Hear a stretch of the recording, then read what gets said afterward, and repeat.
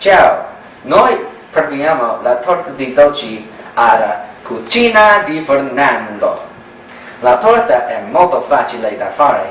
Noi scegliamo questa ricetta perché è molto delizioso. Ma prepariamo la torta. Prima devi comprare una tinosa di impasto con stevia e cioccolato. Riscalda il forno a 350 gradi per 10 minuti.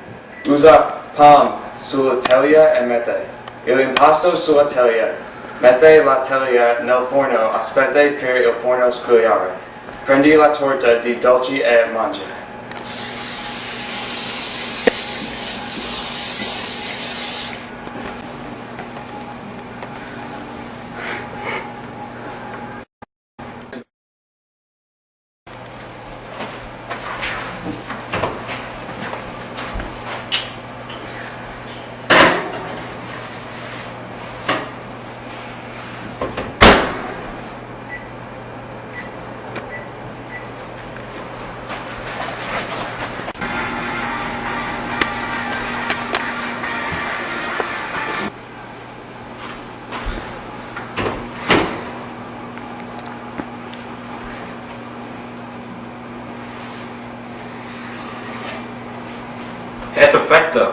È perfetto per l'inverno e le feste con cioccolato caldo.